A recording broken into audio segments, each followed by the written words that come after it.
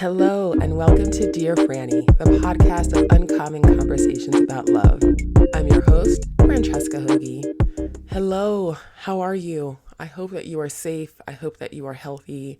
I hope that you are getting the support that you need. I hope that you are staying connected to the people who you care most about in the world.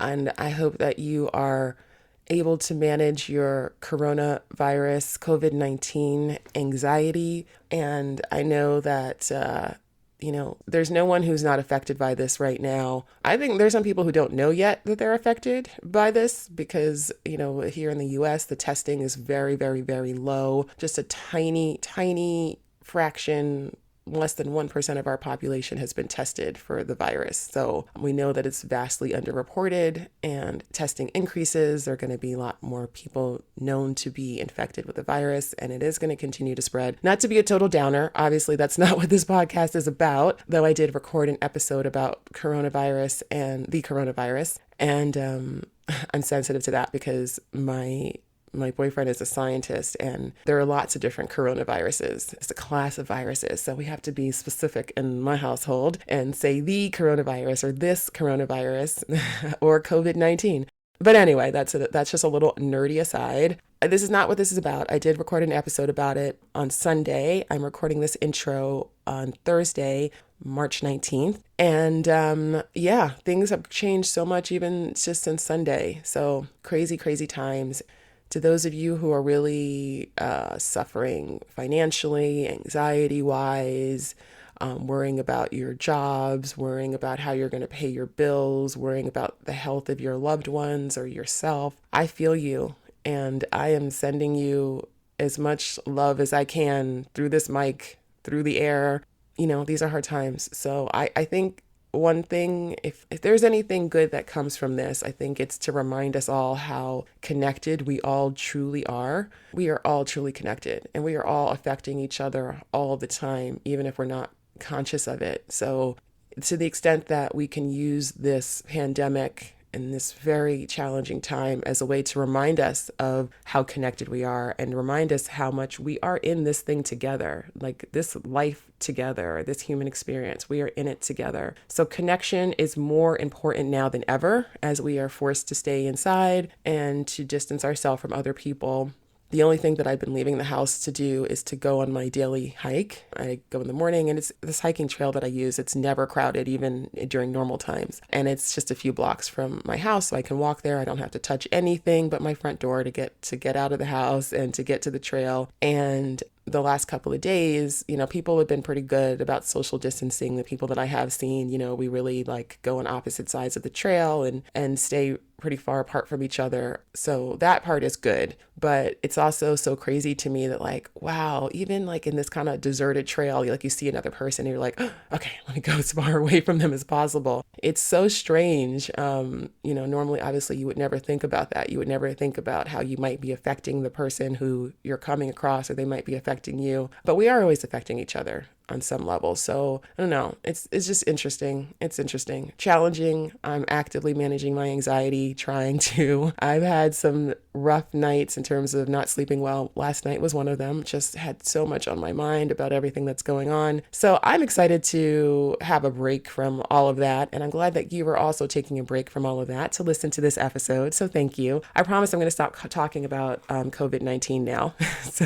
And this is an episode that I recorded a few weeks ago. So this was, pre-craziness pandemic. And this episode is an interview with Cameron Glover. And Cameron is a sex educator. And not only is she a sex educator, but she's a business coach for sex educators. So she teaches sex educators how to have thriving businesses. And she is a speaker. She's a content creator. And she is also the host of the Sex Ed in Color podcast. So I, of course, will be linking to Cameron's podcast and also her website in the show notes and her social media. So you should definitely check her out and follow her. She has so much wisdom to share. I'm super impressed by her, and I really loved my conversation with her. So without further ado, please enjoy my conversation with Cameron Glover. Cameron Glover, welcome to Dear Franny. Oh, thank you for having me. I'm so excited.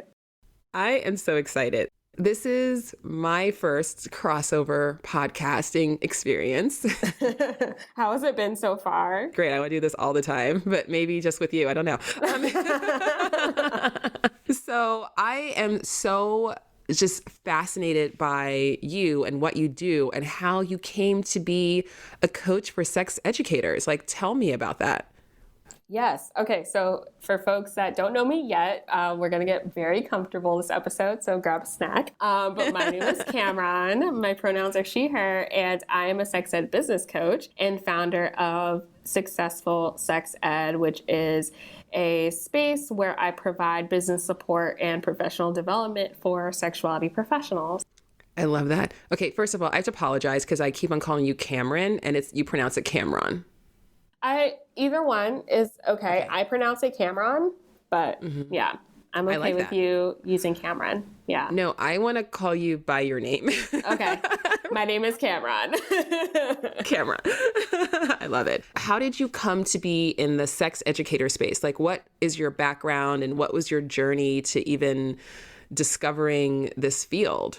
Yeah, so my background is actually in journalism. So I was a freelance journalist for most of my career. And I made the switch because I basically started doing a lot of like culture and sex writing. I was really fascinated with like the how and the why that makes people do things. And I still am. Like that is really at the core of like what I do with Successful Sex Ed and my coaching and all that stuff. But I was just like writing more and more about sex. And I had this story. I don't even remember what the story was about, honestly, because it was so many years ago at this point. But from there, I was like, well, I'm curious about like, where are Black sex educators? So I did like a quick Google search, and well, I was like, well, shit, I could do this too, like the Black woman just like motto of everything ever done. We're always just like, we can do this.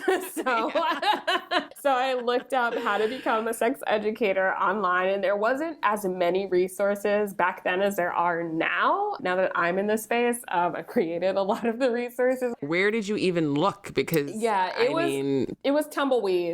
If for folks that ever dive beyond page 1 of like Google search results, that's how it looked on page 1, basically. So yeah, but I was able to find like a few resources from like Planned Parenthood, ASECT, which is the American Association of Sex Educators, Therapists, and Counselors. And they are like the only governing board in, I don't know if they're all of North America, but in the US specifically, they're kind of like the governing board for certified sexuality professionals, specifically educators, therapists, and counselors.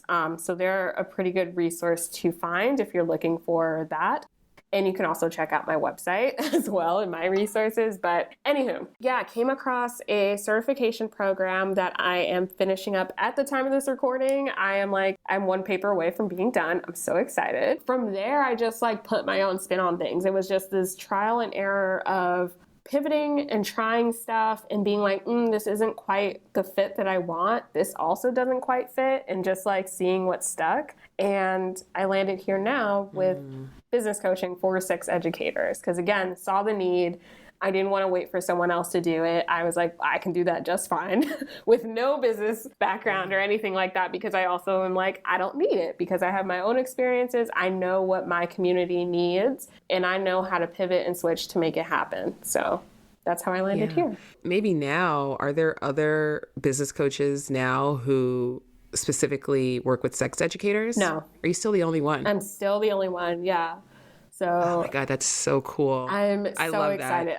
In 10 years though, I would love to see like an army of us. Just like I want a resource page full of like other business coaches for sex educators. And I would love if like at least 75% of that page were people of color. Because I think it can happen. I know it can happen. Oh, it totally can happen. Well, it will happen. And the fact that you're a pioneer, that is so cool. I think think about this. Like, think about all the people in the world and all of the businesses, all the industries, all the ideas. The fact that you have pioneered something that no one else has thought of, like, that's really amazing. I don't know if other people haven't thought of it, but like, I'm the first person to take action on it. So, Yes, it's true. It's true. Ideas without action are just ideas, and those are a dime a dozen. But yeah, you did it. So that's amazing. So for people who are listening to this and they're like, okay, so what does that mean to be a sex educator? You teach people like anatomy. Do you teach people like, is this like, most people's ideas of sex ed is what they might have gotten in school. Oh my God. I had terrible sex ed in high school. The one thing that I remember from my sex ed in high school was our teacher telling us that if you need lube, you're not doing it right. Oh no. Oh gosh. Yes. And was your teacher like your gym teacher as well? Yes. Okay. Always. He was our gym teacher. Can you imagine? Sir.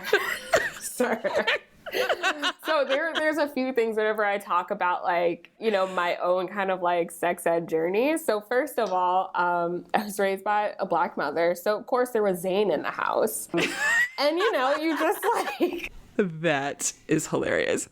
I just remember like one day, now I can share this story. Now I'm a real adult. I'm just like, I got bored one day and I'm just like, what's in here? And I'm just like, oh, let me put this back. This is a little much. I was way too young to be reading Zane. I'm going to say, I never read Zane, but for those who are listening who's like, what's Zane? Tell them briefly what for Zane. Yeah, so Zane is a Black erotic author, which like, I don't think people really talk about her in connection to sex education, but I do think in terms of like, Black sexuality specifically, Zane does have a lot of like cultural prominence. Just like I think about texts like The Color Purple that have really done a good job of highlighting kind of the Black sexual experience for us. And a lot of like sex education resources, they're very white, they're very heteronormative, they're very centered around like a particular paradigm. Like most of the time you have to be coupled or married, and it's only something that you do like behind closed doors, and it's only something that you do if you want to like reproduce, right? So it's important that people have resources that reflect who they are. So like even in sex education period, we need resources that are not just focused on these populations, but also that are Black, that are queer, that focus on disabled people, that like highlight sex as part of the entire life cycle. We talked about this on my podcast as well, but like a previous guest talked about sex being part of the life cycle, right? And it just like ebbs and flows with you as you get older. You kind of learn different things, but it's not like you hit like a certain age and all of a sudden sex just like goes away or something. It can, or it can also like evolve with you. So I just think it's really important that people know that these resources exist. They're starting to pop up a lot more, which is great because sex educators are also kind of fed up with like, seeing the same like things only catering to certain population. So I had that. And then I also like, before I had sex ed, because I had it very late in school, I had it my 12th grade year, honestly, like right before. Yeah, I think it was 11th grade. Yeah, it was really weird. So I actually I'm in my late 20s at this point. So if there's any like millennials listening, American Girl had this like puberty book that my mom got. I think it was called like Taking Care of You or something like that. And it's like a picture of like 3 girls on the cover. I don't know. It was actually very comprehensive. So I remember over dinner just like asking her, because I was like this as a child, of course. So I was just like, where do babies come from? Over my chicken nuggets. And she gave me a very like, clinical answer. But it was just like, well, babies come from like, down the vaginal canal. And that was really it. And I'm just like, okay. So the next day she like went out and got this book, didn't say anything. She just like laid it at the edge of my bed and like, that was it. That was the conversation. I mean, you got more than a lot of people get. Yeah. She honestly, I'm so grateful that she tried. And I grew up in New Jersey, which is, if you look at statistics as well, New Jersey is one of the more quote unquote progressive states. I still had terrible sex ed in school. So fast forward to my 12th year, in high school, my gym teacher also taught it. And I remember the very first day, because it was like a health and sex ed combo class, and it was only for 1 quarter in a 4-quarter system, and it was the 3rd quarter. I remember the very first day we sat down, she went over the syllabus, and she gets to the sex portion that's like, maybe it's not even a week of content. And she's like, well, we won't need to dive into this for very long because most of you are having sex anyway, and continued on. And I just remember. What? Yeah. So like 17, I think I was like 17 at this point. And I just remember listening, and I did not have the vocabulary or like the range, right, that I do now. But I just remember being like, something's off about that. And like now that I'm an adult, right, it's just like, well, that was a really fucked up thing to say, because it's just like, what messages are you saying to like young people who do need resources? Because I'm like, just because we're having sex don't mean we're having good sex. That doesn't mean we're having like... Doesn't mean you're having safe sex. It doesn't mean you're having... It doesn't mean anything. Consensual sex. It doesn't mean, it's just outrageous. Yeah. Wow. So I just like I was like, wow, she really said that. And like, there was no mention about lube. I remember we like had this exercise where we all kind of like, she put a condom over her hand and we all felt it. And she was she just went around. She didn't even have the decency to use a banana. Yeah, no, just her bare hand. And she was just like, yeah, so like I can feel all that. So just if you're having sex with a boy and he says that like penis won't fit or like whatever, then like he's lying, and like you can still feel sensations. And I'm like, I get what you were trying to go. I just, no. Yeah. Yeah, and it's just so interesting because now I'm thinking about all of that in my own kind of like teaching of sex education. I'm like, well, now I have a model of what I will not do.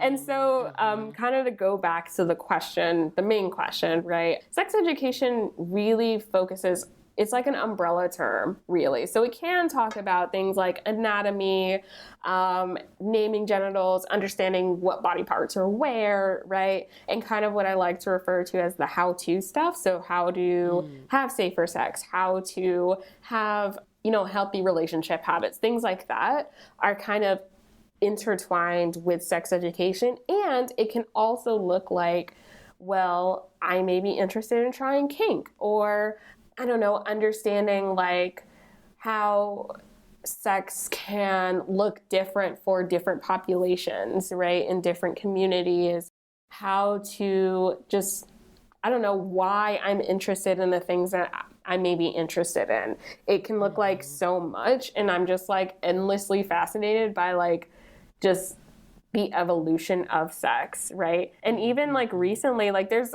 always a ton of stories in like the news and culture about sex and sexuality that kind of like come back. So like even just this year, like talking about T.I. and like the whole thing with his daughter, right? Yeah. Yeah. Going to like with his daughter to the gynecologist to like make sure she's still a virgin. Oh my God. Yeah. And that was really fascinating too, because there were a lot of like really great conversations about purity culture, specifically in the Black community, and also in addition to like how wrong that is, because like hymen's just like a piece of tissue in your body if you have a vulva, and it can break from like you just like doing regular day-to-day activities, like not even sex. And even this whole like cultural construct, that we put around a piece of tissue that's in the body that's like super fragile anyway. It's like, or even just like recently with Gabrielle Union's and Dwayne Reed's daughter as well, and like her public coming out and people kind of not really understanding the difference between sexuality and gender, and even like what the process of like transitioning looked like for a transgender person, and that journey does not need to start when that person is over 18. Like there are transgender children, and like people know very early on what their identities are. And so like there's always stuff that's like in our culture that ties back to sex and sexuality and highlights the importance of the work that I do and so many of my colleagues do. Yeah. Oh my God. It's such important work. It's so that whole like the purity culture, as you say, and the whole like attachment to the hymen and, this idea of virginity, which is so ridiculous. And like, there are people who are literally having anal intercourse to quote unquote stay virgins and having like oral sex to stay virgins. It's ridiculous. When I was in law school, I spent a semester in South Africa and I was doing an internship, and I worked for the Commission for Gender Equality. And one of the big issues, actually the primary issue that we were working on was going into like communities and educating people, because there's this traditional, and when I say traditional, I mean traditional as in like the last 100 years, not traditional as like 1,000 years ago. But in Zulu culture, there is this practice of quote unquote virginity testing. And so it's like a very common thing. Like people will literally go into schools, line up all the girls, inspect their hymens. And these are people who are not even like, these are not like medical professionals anyway. But the whole thing is like, it's not sanitary, and literally like give girls, pin like badges to them if they're still virgins. Oh my God. And it's like, and it's an extreme, and obviously this is not in the US, but like it's so bad there, because then the girls who obviously like quote unquote fail their virginity test, and they start getting this testing at like 5 years old. I say testing, like it's scientific, it's not. And you know, the girls who are not quote unquote virgins then are like, you know, ostracized, and even the ones who are virgins are then targets for like sexual assault because of, you know, various things. So it's like, it's an extreme example of purity culture, but it's so not that extreme when we think about what purity culture looks like in the US too, because even going back to the TI story, the thing that was like really that I was ready to throw hands over was the fact that there was a medical professional doing this, knowing that there is no like test that you can do to prove one's virginity. Like no medical test exists, period, in science, in our reality at all. And so it's not like, possible. you know, the scenario of like the likelihood that TI specifically was searching for a gynecologist that would comply with this is just like appalling too, and also ties into the medical industrial complex and the way that medical racism happens, and how Black women specifically, because TI's daughter is 18, like she is a woman, and the fact that he is forcing her to undergo these things that are rooted in like a very patriarchal fear and like fear of like female just like empowerment and like individualism of self, like it's just so, it's very wrong on so many levels. But I do want to just like stress that out, that there is no test that exists. The only way that you can know someone's a virgin is just by asking them. So. Yeah. Well, also, like, you know, virginity is just a construct. I mean, that's a whole other conversation. It's like... Yeah, like, it has no, like, value. Like, you are not, like, a good person or whatever. It just means that you've never had sex before. And, like, even the... With a partner. Yeah, and even the question of, like, what is sex, too? Like, that trips a lot of people up, because... It's just like, depending on who you ask, you're going to get very different definitions. Some people consider it only... Yeah. What is your definition of sex? My definition of sex, that's a very good question. I consider sex to be any kind of sexual experience that you have with yourself or with other people. And I think that it's also like limiting to kind of say, well, to like not consider sex with yourself through masturbation as sex, because I think that it is, and it's totally valid and it's great. And also too, that there are folks that like don't just have one partner. Then maybe they have multiple romantic partners, multiple sexual partners, and those are all like completely valid forms. And they can be healthy forms of sexual expression as well. So it really just like, it can look like so many things. It doesn't even need to involve penetration either. And that's another thing that people get really huge. Like hung up on. Yeah. And like you can have wonderful, amazing sex that does not revolve around penetration or orgasm or even ejaculation too. It can look like really whatever it looks like for you. Yes, absolutely. I agree with that. I think that's a great definition. I wonder, how old were you when you asked your mom where babies came from? Oh gosh, I was pretty young. I was like 8 to 10, maybe. Okay. Interesting. I was just curious because I think I don't remember ever getting the sex talk from my parents, other than like, don't have it. Yep. that was it. But I still actually was somehow rather educated about sex just because, you know, I read a lot of books. I didn't have any business reading. I had a sister who was 12 years older than me. So I was like, you know, I would read all her stuff. And she had this book, Our Bodies, Ourselves.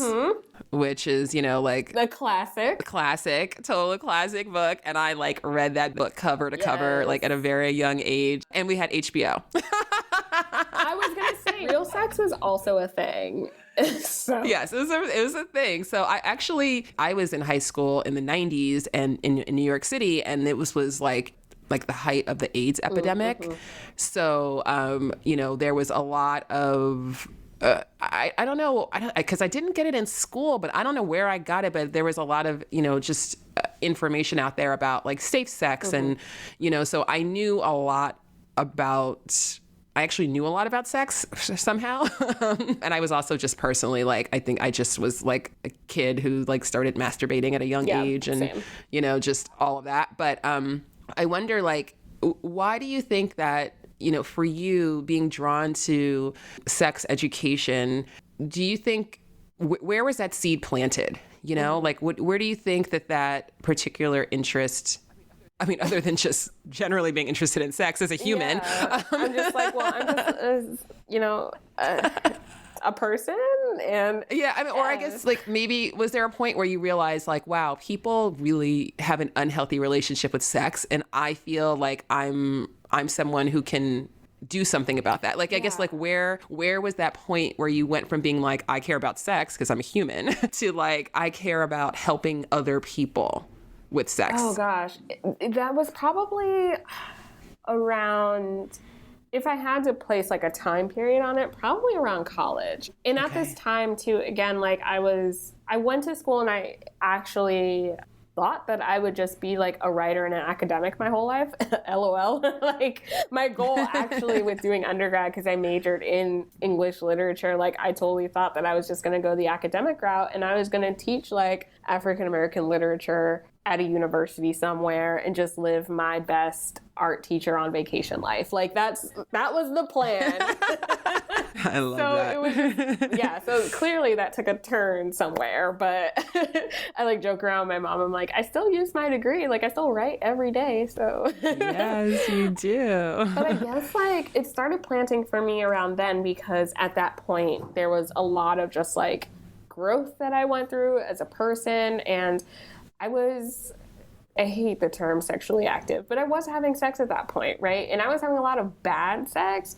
And I say bad sex in a sense because it didn't leave me feeling fulfilled. It didn't leave me feeling empowered, because I didn't know how to vocalize what I wanted, and also the process of just choosing partners too, and bringing in other things that make a sexual experience great, which it's not about technique or big genitals or anything like that. It's just are you able to communicate? Can you have a conversation? Do you have a connection? Why do you want to have sex, right? And even just understanding that for yourself can make a sexual experience positive. And yes. I didn't really know how to do all that. So it took a very long time for me to go through my own process of recognizing those things and then working on myself with that, and also realizing that I'm whisper network talking to my friends about this, and everyone's having problems too, maybe not on the exact same things, but everyone stresses that they're not having sex right, or everyone does, or just these just big ideas that we have about sex that we force ourselves to conform to, that puts a lot of pressure on us. So I just slowly over time, I think those seeds were just planted, because I was well, why can't we have the kind of sexually free and empowered lives that we want? If we can do whatever we want, and we were talking about this on my podcast as well, but every part of our lives is connected. It's not we can take money or spirituality or even sex and separate it from everything else. It all connects back to our quality of life. And so yes, absolutely. Yeah, if we're not feeling fulfilled and sexually empowered beings, or even feeling pleasure is a right that we can claim for ourselves, that is going to be reflective on everything else. And so I just felt why not? This is something that I want, and I know that it can happen. And also I'm not special in the sense that this is only for me. This is a right that everybody has. Everyone should feel that they can make like the best choices for them as to what their sex lives look like. And they can choose, you know, where they have it, how they have it, what they like, and there like doesn't need to be this like large stigma about like you're doing it wrong or whatever, right? So I think those seeds kind of like came out as I went along my own sex educator journey, because those were the things I was naturally gravitating towards, the why more than the how to do things. And just like, you know, what draws people to do that, and that empowerment that like, this can be yours. Like you can make your own definition. You don't have to fit into this box of like what society or your mom or your dog or whoever says that like sex can only look this way. Well, why? Why do you think that? And I don't agree with that. Yeah, I mean, I love that. And yeah, that whole it should be this, it should look like that, it should happen. Like it's should yourself to death, honestly. Yeah, you know, like should all over yourself. Stop shooting all over yourself. I mean, okay, this is kind of a big question, but you know, you kind of touched on it already, but what would you say is the most common misconception you see people have about sex, like adults who are educated and, you know, they have a sexual experience or whatever, but they still just have like this really common misunderstanding? I would definitely say over everything else that pleasure is a right and not a privilege. And that's something that I've just been saying for a very long time. And I really think that it's true, because like at the core of it all, you know, when I talk to clients and when I talk to people about sex, the biggest thing I think that comes up is like, especially because I focus specifically on working with adults. I don't work with young people and people under 18. That's just not my lane. I just don't enjoy it. So I just don't do it. The biggest thing is that often the people that I work with are carrying like years of like shame and guilt and feeling just like bad about themselves, just like really terrible, like, you know, mindset things, and just like years of just like shaming themselves. And that's a really hard thing to carry. And it's not fun. It's so hard. It's oppressive. And feeling like they need permission to even want to have sex because they just want to feel good, right? Like, I don't want to, you know, if I'm talking with a client and they're just like, I just want to have sex, but I feel bad because like I'm a woman or whatever. And they just have this idea in their head that like, because of who they are, they haven't earned the right to feel good. And that just like breaks my heart too. Cause I'm just like, again, I just feel like we are all like, we don't need to earn anything just by being here, just by existing. Pleasure is a right that we have, just like how we all have the right to like breathe clean air and have clean water to drink and like, you know, do all the things that we want to do in our lives. And like pleasure is also connected to that. And I would highly encourage people, if you're kind of struggling with that, like Pleasure Activism by Adrienne Marie Brown was a fantastic book to read. And it dives into this concept of pleasure being connected to activism and to these different parts of our lives. So they talk about sex in the book, but they also talk about like just pleasurable experiences, period. And if sex is something that you're feeling kind of like very charged by and you're like not sure how to tackle that and it feels very big to you, you can start small. You can start with what just feels like pleasurable to you, like a certain smell, a certain activity, right? Certain sensations, like you really like how silk feels in your hands, or cooking this particular meal is very pleasurable for you, right? Or a particular scent, like I love lavender. Like lavender is a very pleasurable scent for me, right? Starting with identifying what pleasure looks like in your everyday life and sinking into those feelings, and then easing that into the sexual experiences that you're having as well. So yeah.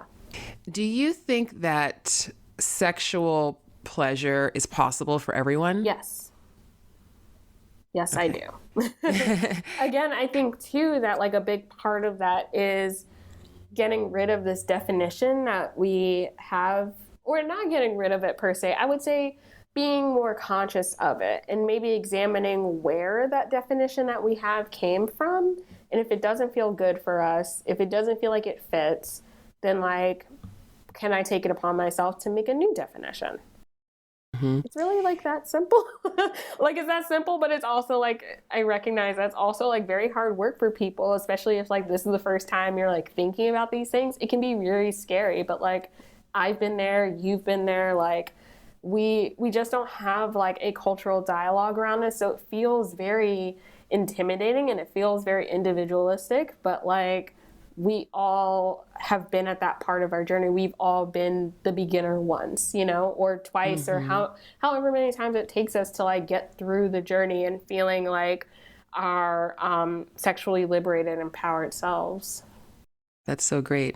You know, every once in a while, you know, in my coaching, I work with clients who are, you know, they don't have a lot of sexual experience and they have a lot of self-consciousness about that and maybe shame about that because they feel, you know, they have a story that, oh, at my age, people expect this and I don't have, you know, they expect whatever.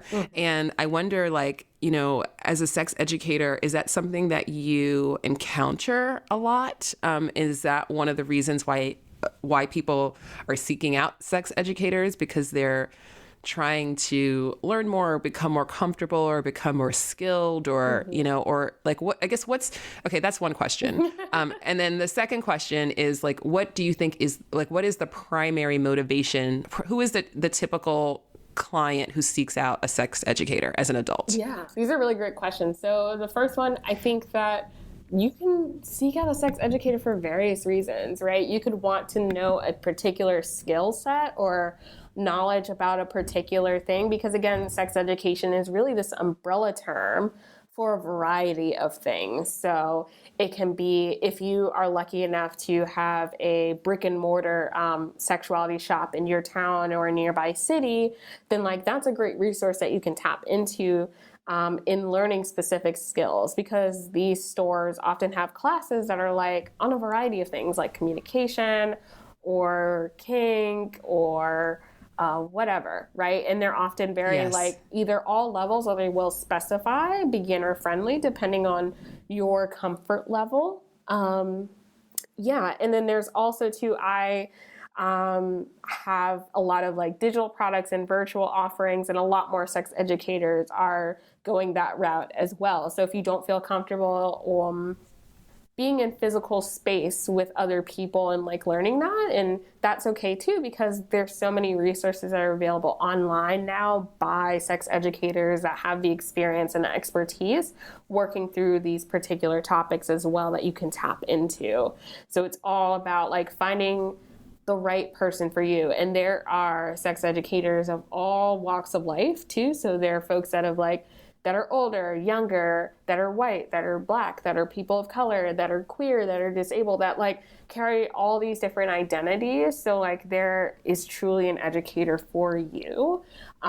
So yeah, I would recommend, again, just like looking on ASAC's website, or what I recommend people doing, if you follow me or follow other sex educators, look to see who they're following, especially on like Twitter or Instagram, because most of the time we're following other folks in the field as well. That's a good idea. So instead of that's a great idea. Yeah, and I know a lot of us, we get like, I know for me, like my inbox is constantly filled with people asking for recommendations, and I physically cannot get to it all.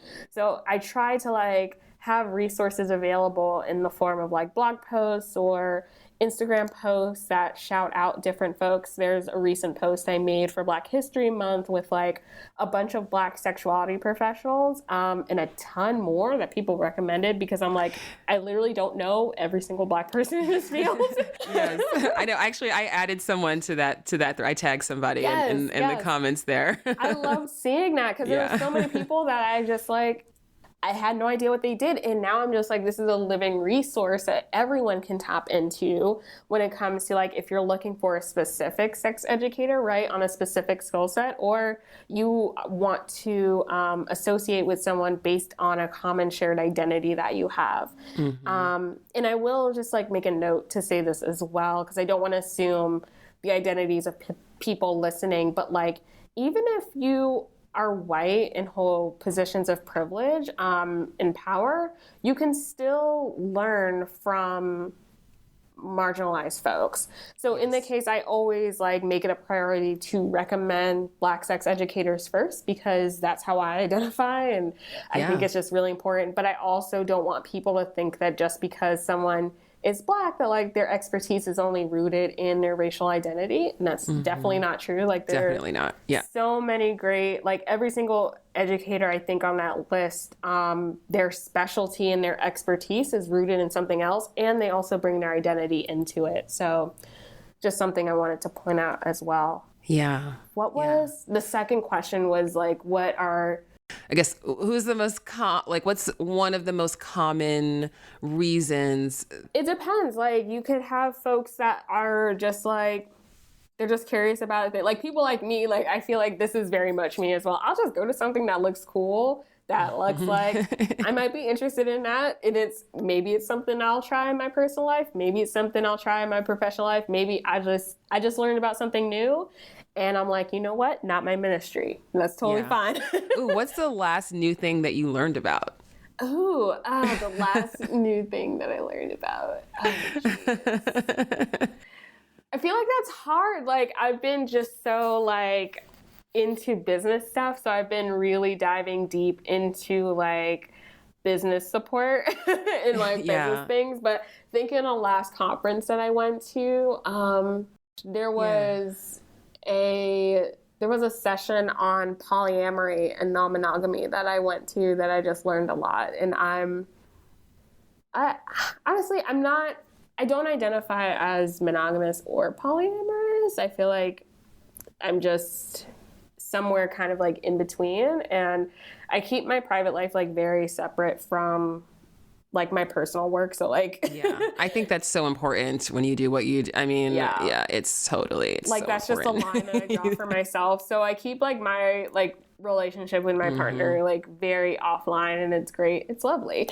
But yeah, it was very interesting for me because I just didn't feel like, I feel like I learned a lot about just the spectrum of like where relationship styles can fit and how to adjust them for you. And it was just like really cool being in that space with people that also were on that same wavelength as well. So yeah. Oh, I love that. Yeah, I am. It's interesting. I mean, I asked you a question that I'm like, oh, what could I answer that myself? Like, what's the last new thing? But what is the last new thing that you learned related to sexuality? Man, oh gosh, I'm trying to think because I definitely remember saying like, I feel so vanilla. Like I'm like, there's this whole other world out there and I'm just like so not a part of. But everybody began right where you were. Yeah. Everybody started off with being like, what is that?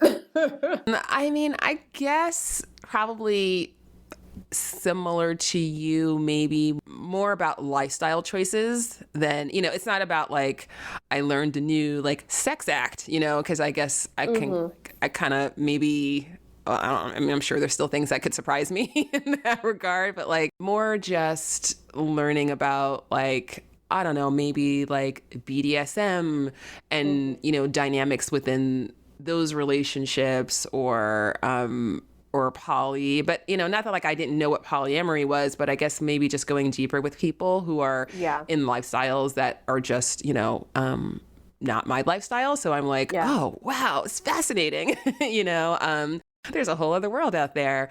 But yeah, I think I don't know. I think I just love to learn. I just started following the Chocolate Dom. Oh, I love her. Yes.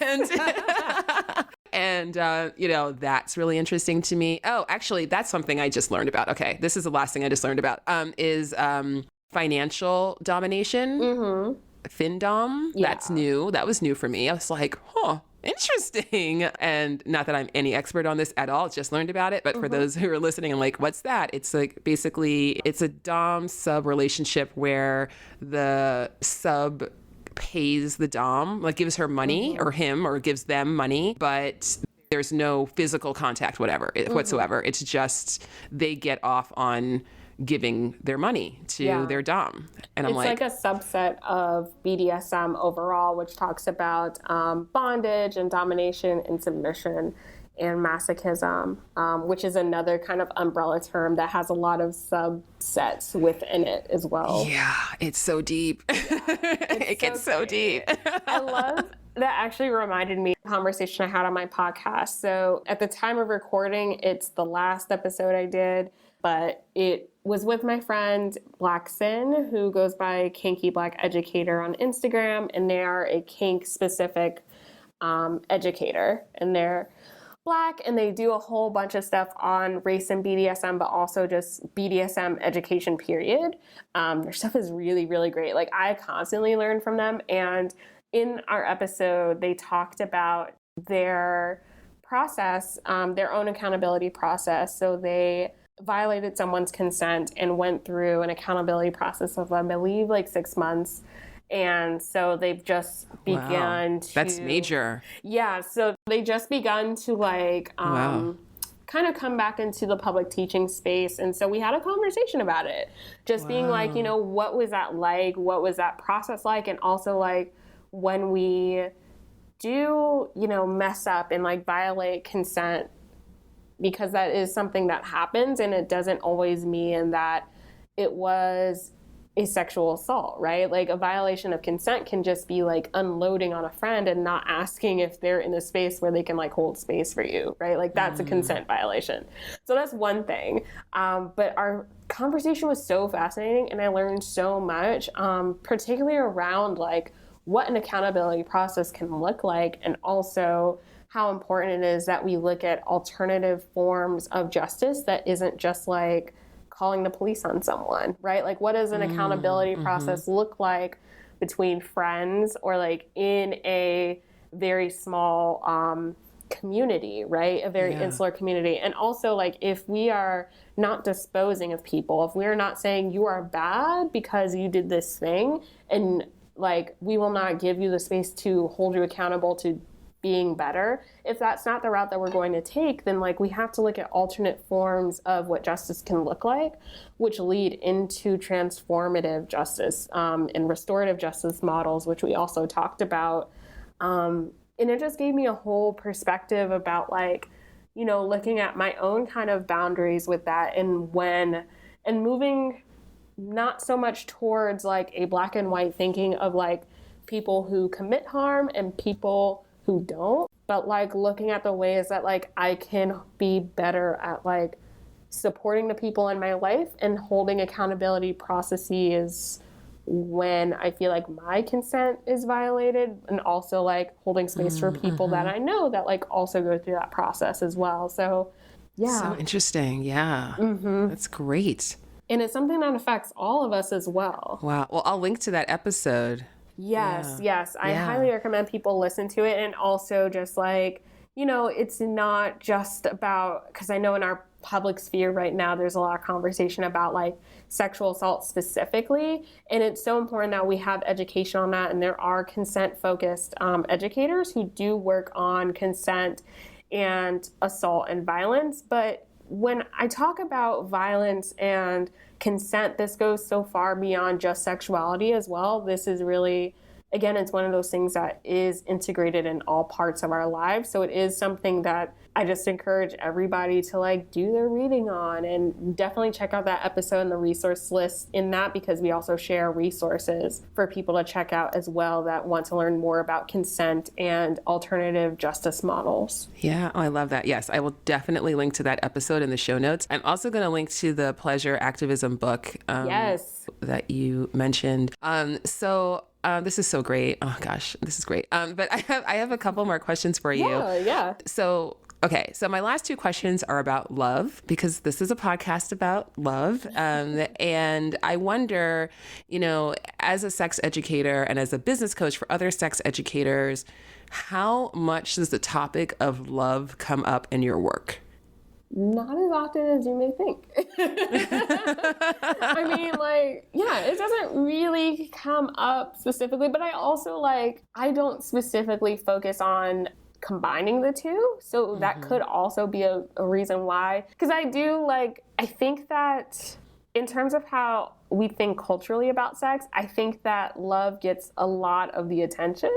Not in a bad way. Like, I love love. I love the concept of love. But I think that it kind of gets the shine all the time. And part of, like, a lot of people's, and, like, my own as well, a lot of my unlearning process came from, like, sex does not need to involve love. Like, you don't need to be in love with the person to have a sexual experience, and a great sexual experience. You can just like somebody. You may not like them at all. I don't know. But, like, you know, that is kind of like, it is a part of what makes the experience, but it's not, I don't think it's a requirement either. And part of that is understanding your own boundaries and your own fine lines with that. And you can also learn to have really amazing sex with someone that you do love as well. So it's all about that balance and, like, finding what works for you at different points in your life, because it will shift. But yeah, I think that it can connect and it can be wonderful, but, like, I would just, like, encourage people to kind of think about, like, is this right for you where you're at? And if it's not, that's fine, but maybe how can you shift it to make it work for you individually?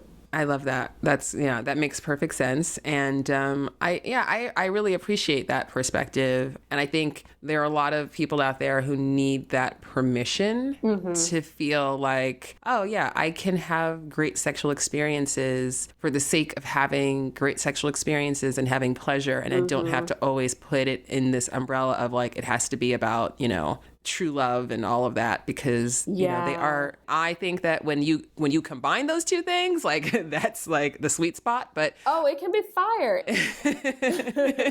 But that's me, and that's my perspective, you know, and that's my lifestyle. But it's certainly, at this point in my life, hasn't always been that way. Listen, I've had, you know, I've had sex without love.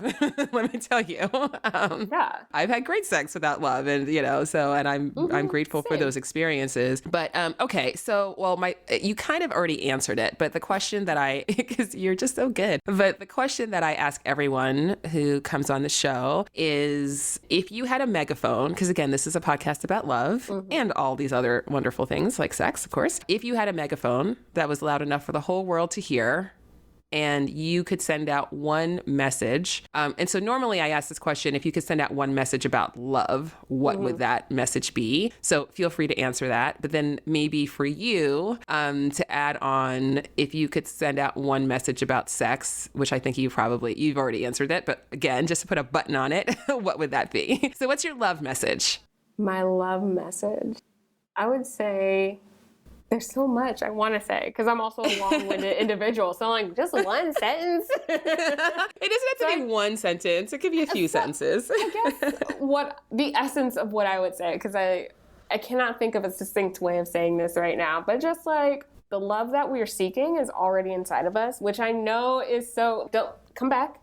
If that's too, like, woo-woo for you, No, hear me out.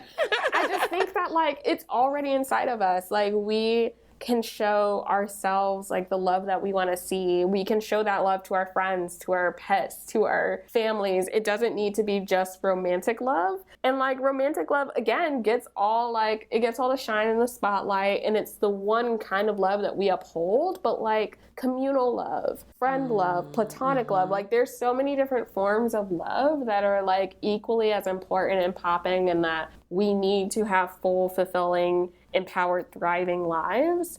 And if we can shift out of solely looking at romantic love as the only kind of love that quote unquote counts, there's so much love that's around us. And oh my God, I love that. And if that's maybe something that is, like, charging people up, because I don't like the word triggered, so that's bringing up, like, words, like, emotions for you, right? Maybe think about, like, what do you love? How do you express love in your life right now? And also practicing gratitude. Again, so woo, I know, but it really is life-changing. It's real. Girl, you were speaking my language. I'm a Pisces, so, like, I'm into the woo, but it really is true. Like, when you start, like, integrating gratitude as such a practice, and, like, every time, I don't know, telling your friends that you love them. Like, I tell my friends I love them all the time. I don't just reserve that for, too. like, my mom or, like, my partner. Like, I tell everybody that I love them. And that's also, like, something that I had to learn very early on, because my father passed away when I was very young. Like,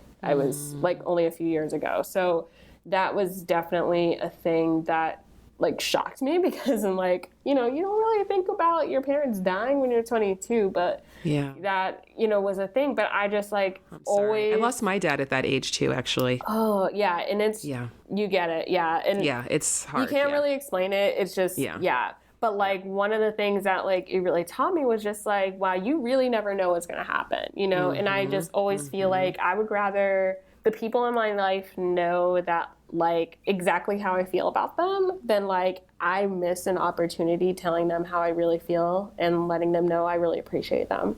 Yes. So Cameron, that was beautiful. Thank you. And then my message for everybody, just like in general, y'all already know, pleasure is a right, not a privilege. Yes.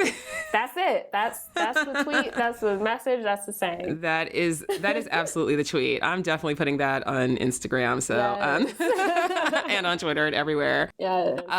That's so beautiful. Cameron, I appreciate you so much. Oh, thank you, Francesca. This was such an amazing episode. It really was. I'm so excited for everyone to hear it. So thank you.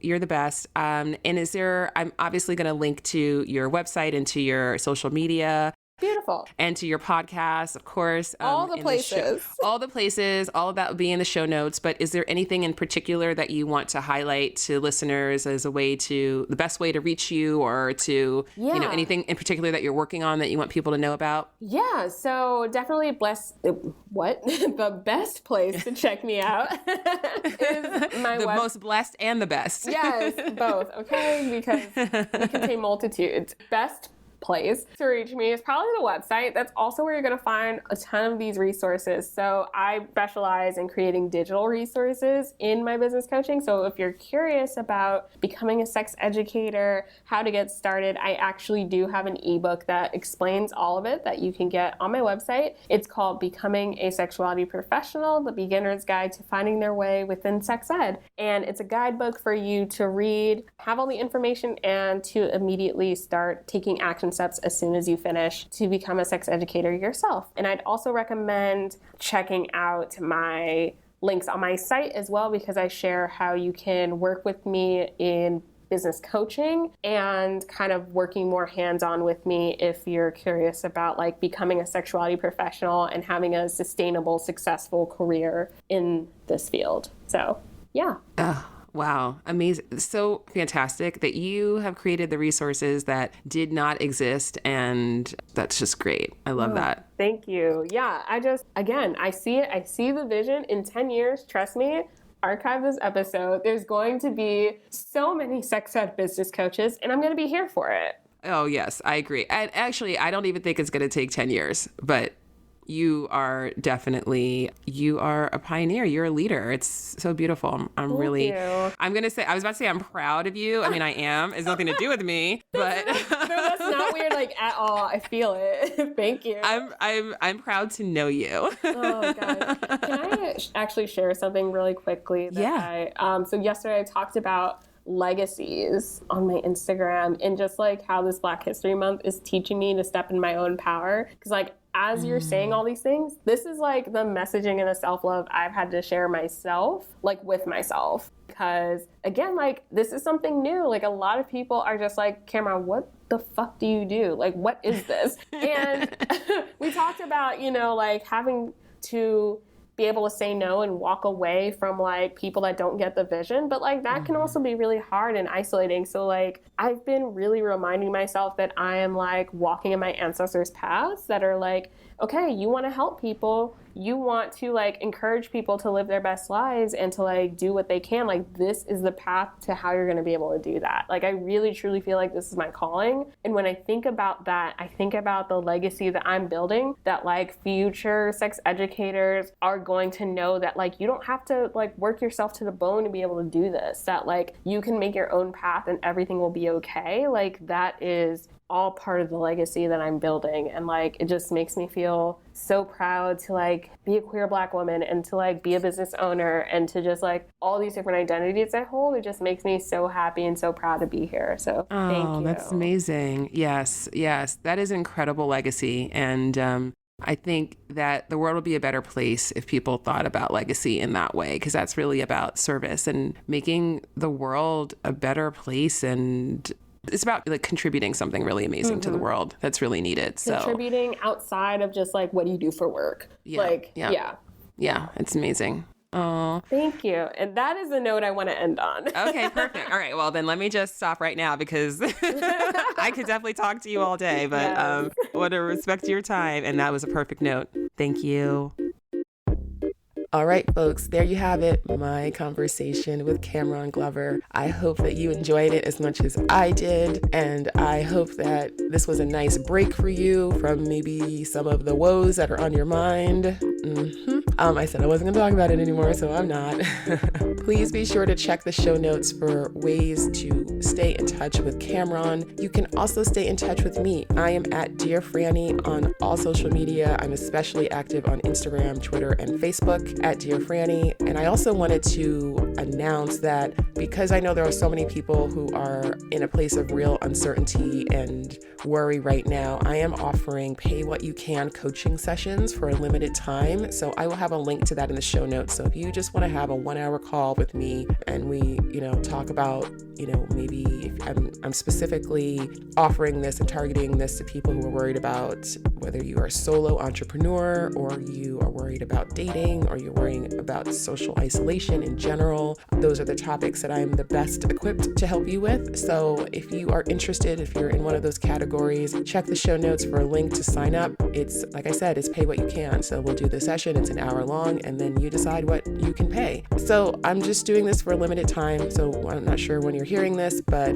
check the link. And if there are times on my calendar, then go ahead and snag one. Okay. Thank you, though, for those of you who have been listening to this podcast from the beginning, and those of you who are new to the podcast, welcome. I am so happy to have you here. And, please stay in touch with me. If you haven't already subscribed to this podcast, go ahead and do that now, please. I would love that so you don't miss any future episodes. I've got lots of great interviews coming up in the future, so things are just humming along. We're still doing our thing and still going to be putting out episodes and still love hearing from you. Appreciate your 5-star reviews. Appreciate your 5-star ratings and your reviews. So thank you so much. Wherever in the world that you are right now, I hope that you are safe. I hope that you are healthy. I hope that you are staying connected to yourself and to the people that you love. And I love you. So thank you so much for listening. Until next time.